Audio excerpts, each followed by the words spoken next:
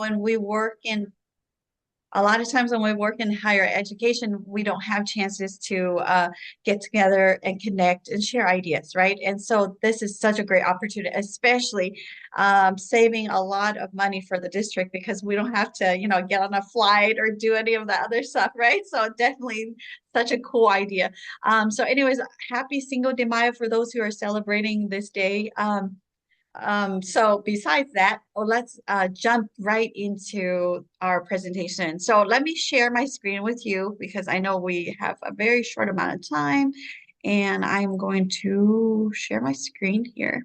We're going to start from the beginning. Okay, so we are going to, let me put this on screen mode here, everybody. Press OK. All right, so like I said, thank you so much for being here. I know your time is valuable. So let's get started to this topic. So, how do we build a sense of community and belongingness um, when we're walking into higher education or in spaces of higher education? So, many times we think about those spaces for students, and we are always trying to look for things to try to bring to the table, right? And a lot of times, a lot of our students, they walk into spaces where they feel like they don't belong. Okay. And so we're going to use let me move this bar here. And I think I know how to do this. Here we go. So when we're talking about creating belongingness, we're going to use the lens of Terry Yosso's. And I know as educators, many of you are familiar with her work. I stumbled on Yosso's work when I was doing my dissertation on critical race theory, and we're looking at all these things. And one of the research that Yosso talks about, is basically the community cultural wealth. And community cultural wealth is basically this framework looks at students as bringing asset to the table, meaning bringing asset to our classroom. Traditional educational systems have always looked at, okay, what are students lacking? What are they missing? What can we give to them? What can we design or create so that we can help with their deficit? But what Yosso's argument is that actually students do any type of students that walk into our institution actually brings asset to the table. And so what it does is that the community cultural wealth model kind of shifts the way we see our students as bringing the strength instead of deficit, bringing cultural knowledge or their lived experience as learning tools to the classroom environment, either in person or online. These are the things that will help us bring and build a sense of belonging for our students to let them know that, hey, you have asset, you already have things that you have cultivated through your lived experience. And this is where we can promote equity and inclusion when we include that into our instructional design or into our classroom environment. And this is when we are talking about inclusion and creating this cultural affirmative classroom environment, this is where the lens that we use from Yoso really helps us understand what we're talking about. Okay. And so let's move on to taking a look at this model. So because of the time, we cannot talk about, in detail every single one of these areas of Yoso's cultural model, but we can kind of highlight it because we have an assignment after this. And I know as educators, you're all excited about our assignment. And so this assignment is looking at Yoso's community cultural wealth. She has this right in the center where students already, every single type of students will have something that they already can bring with them to the learning environment.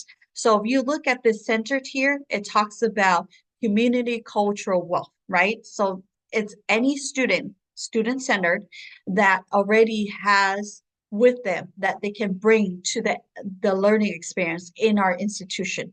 And so after that, you look at every single one, and she has six of these areas that we can take a look at.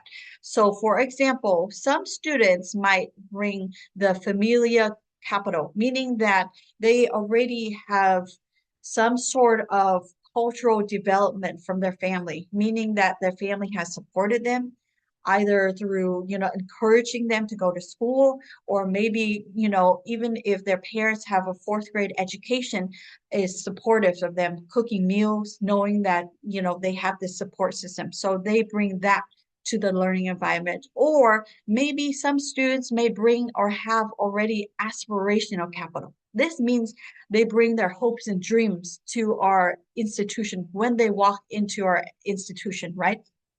So they already have these hopes and dreams of going to college, of obtaining that degree, that college degree, right? And so these are aspirations and capital that they also can bring to the learning environment, okay?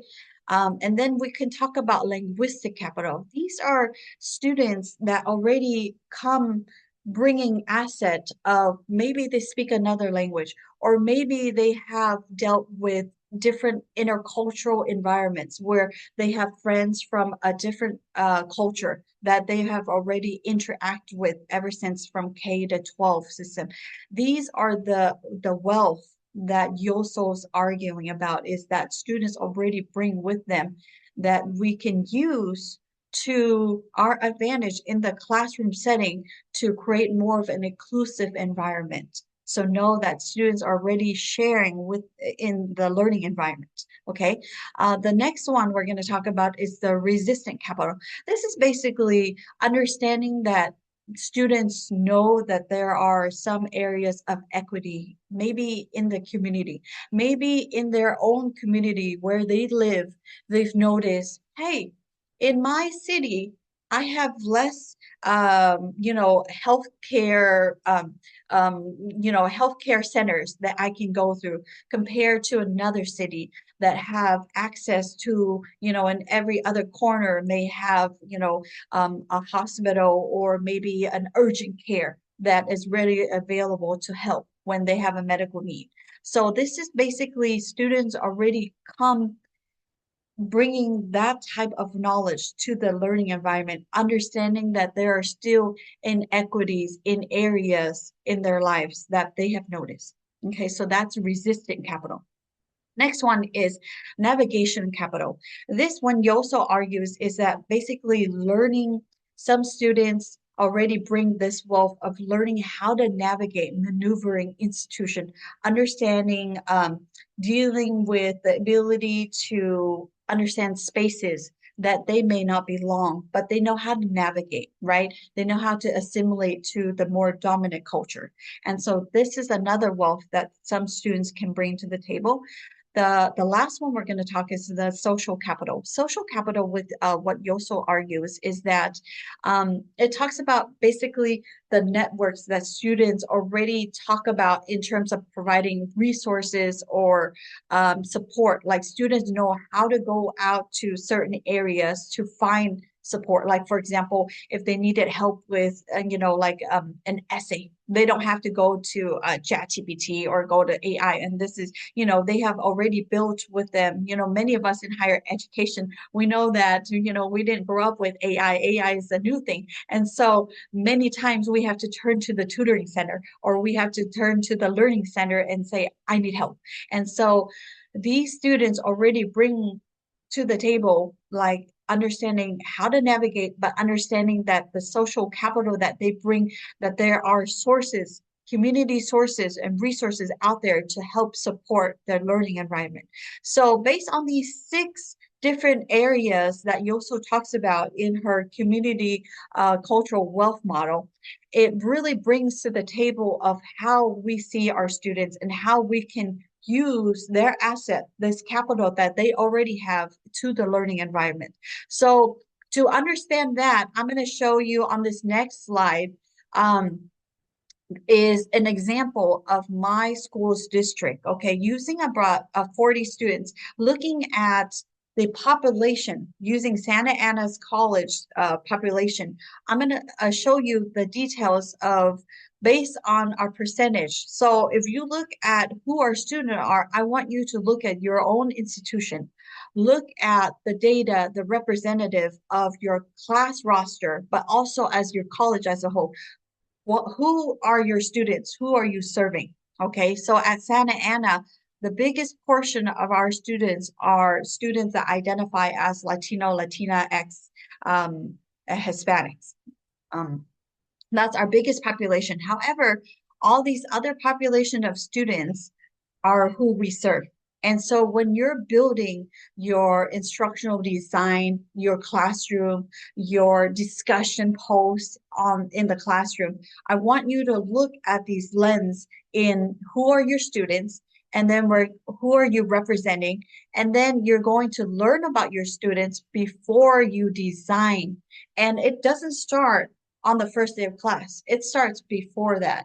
The idea of building the sense of belongingness and cultivating community starts with observing the diversity, the richness of your students based on not only your course roster, but also based on your school district's demographic, the surrounding areas of where you teach or where you work. Those are the things that will help inform your instructional design. Second, I want you to review the demographic data that we talked about. So for my college, my district, these are the areas that we're going to look at. We're going to look at race, we're going to look at ethnicity, age, gender. All these demographic will help you learn about your students, and then you're able to then design culturally affirmative design tools to help your students feel a sense of belonging and cultivating that community. And then you can also go further on and create surveys. Those of you who teach online, you can create surveys in a much easier, but in person you can do as well, but you have to wait for the students to come to the class, right? But you can send them out via email, beforehand. But, you send surveys and you want to learn, just like every business that we walk into nowadays, Target, Costco, everything, they're always asking for our survey, right? And so when they're asking for our feedback, our survey, can you fill this out?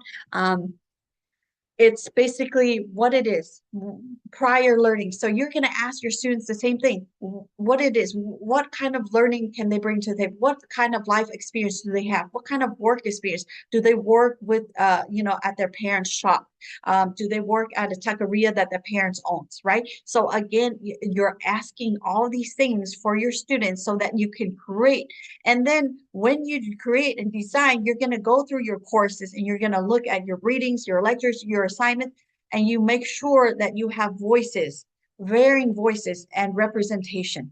Okay. And you invite students to bring their cultural wealth to topics that connect to their lives, to their traditions, to their cultural background. These are the things that when we start to design and we learn about our students, it helps us create that sense of belonging that our students are looking for when they walk into our institution. So basically, with Yosso's community cultural wealth, Yosso argues, and it really helps transition when we use Yosso's lens to look at our students.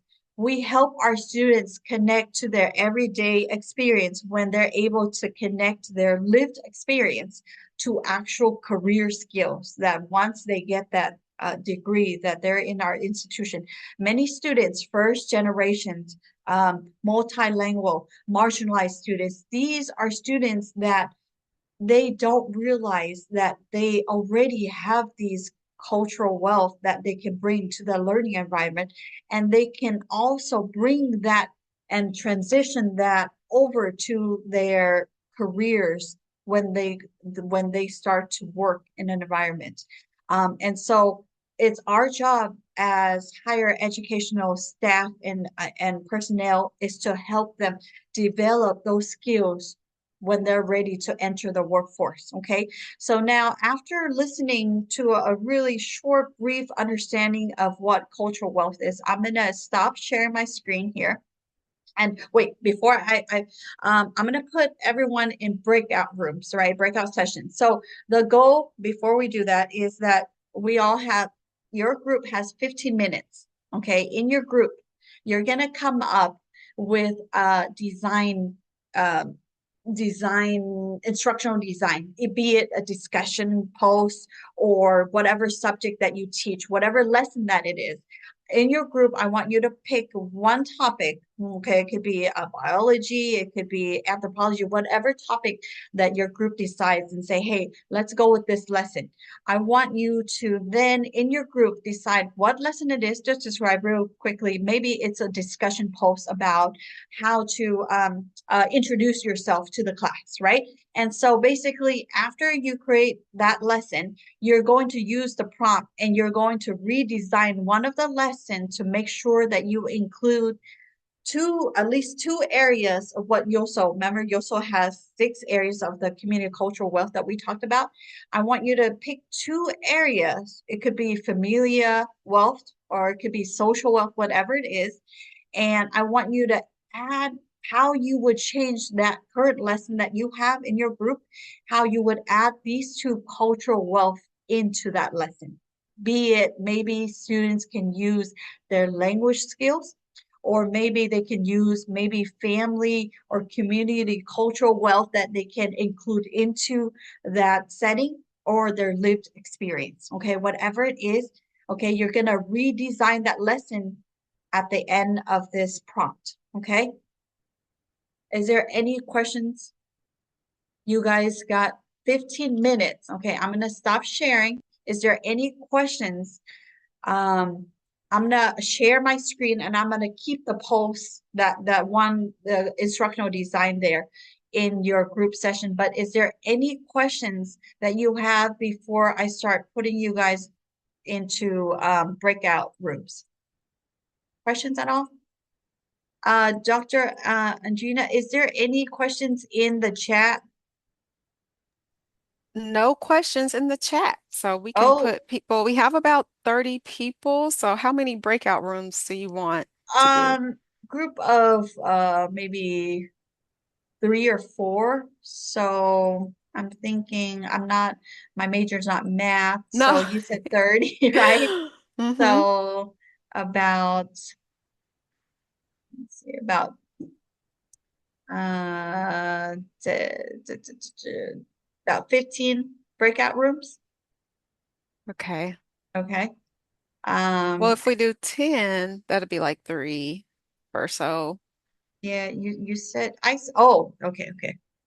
I Yeah. mean, 11. Okay. So I'm gonna put automatic. Okay. And then okay. Okay. And then open all rooms.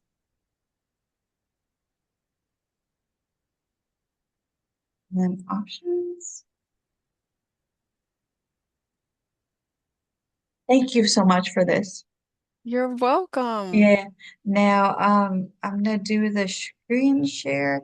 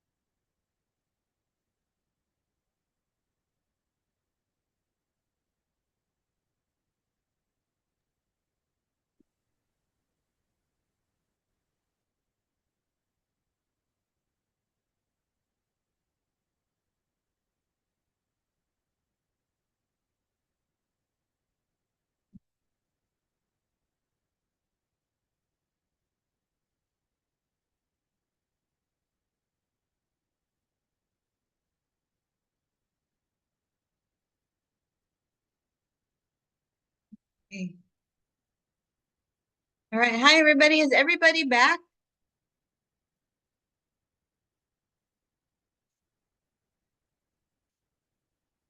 Okay.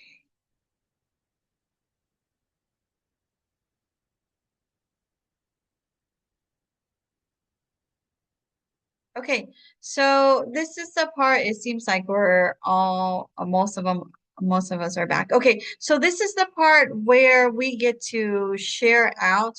So any brave souls out there willing to share out some of the instructional design that your group has, come up with. Any ideas that takeaways that you would, in terms of how you would look at your basic assignments or different even posts, anything, or your lesson plan, okay, in terms of what you would based on using the lens of Yosso's community cultural wealth.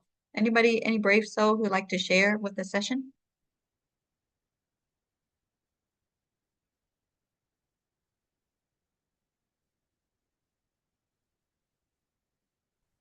Yeah, see, we're kind of quiet. I'll share to kind of break the silence. Oh, thank you so much.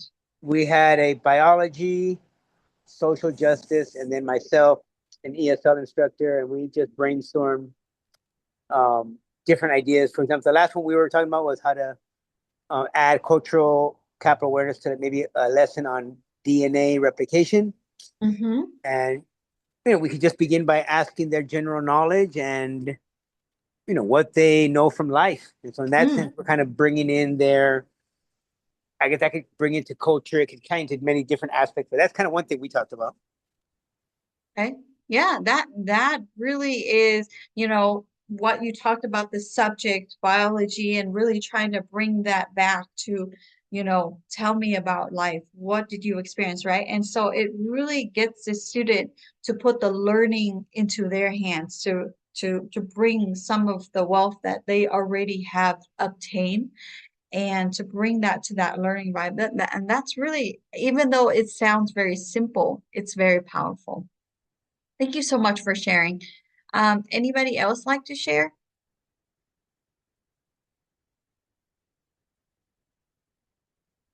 You do have a share in the chat. Oh, okay. In the chat.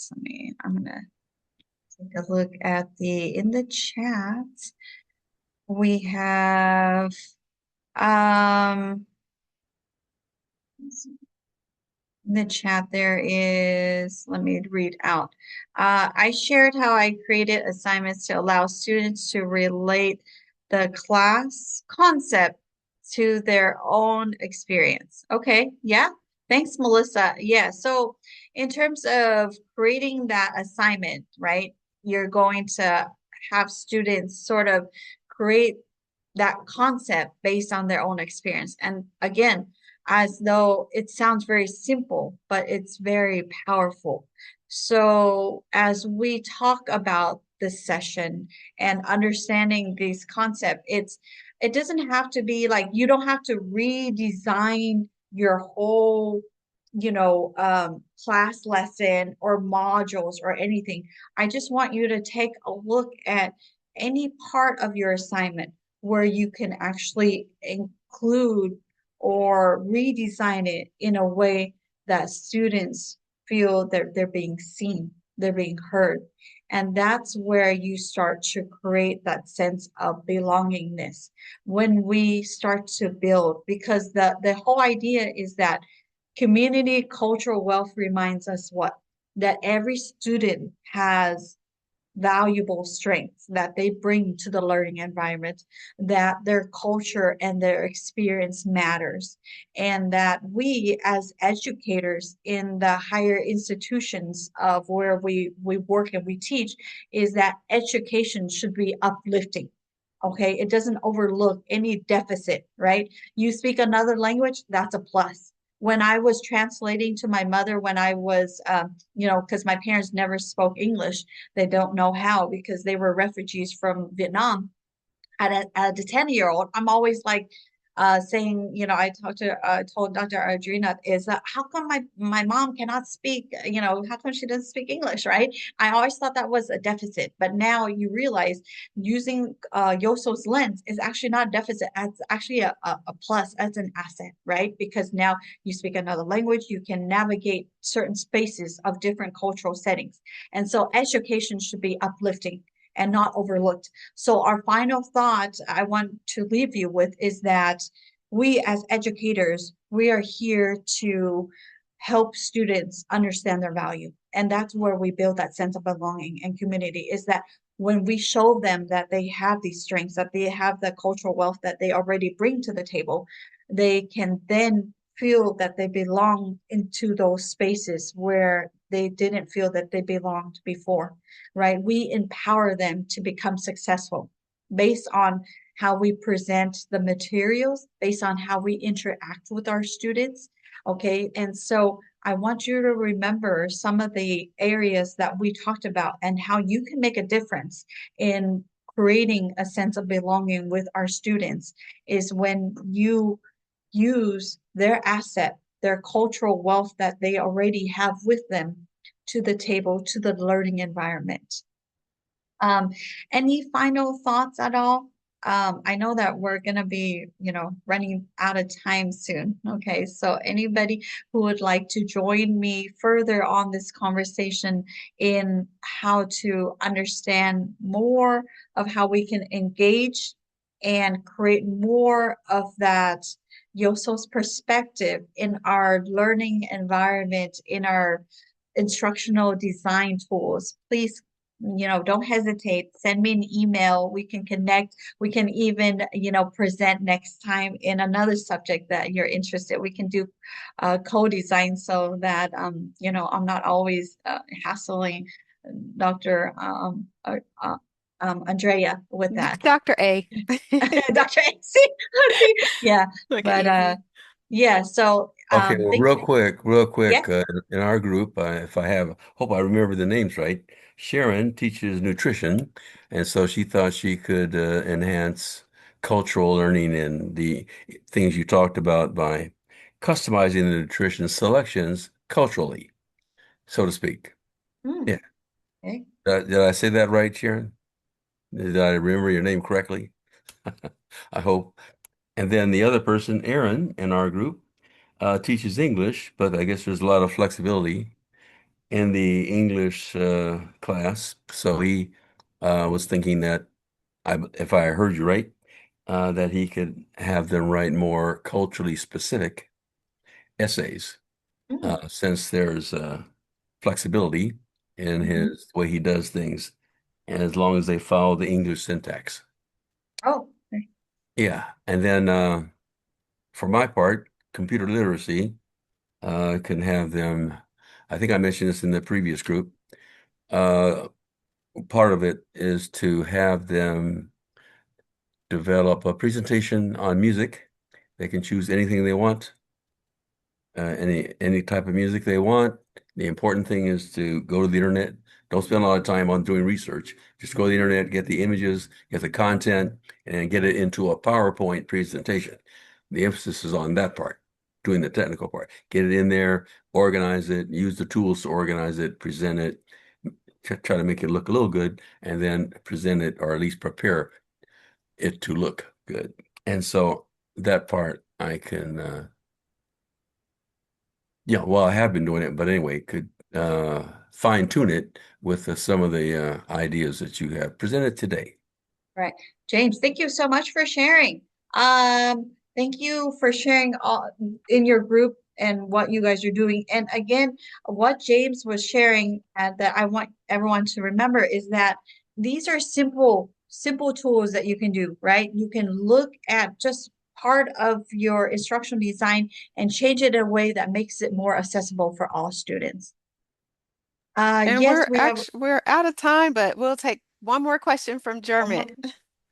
Well, I was just gonna say that it's not without challenges. Just a quick, brief example. I asked students to um, compare where they have been to talk about health insurance and all this. Anyway, in that conversation, one of the students turns out they have never been anywhere. They have never left their country at all. And so just be mindful. It comes without challenges. It's kind of trial and error.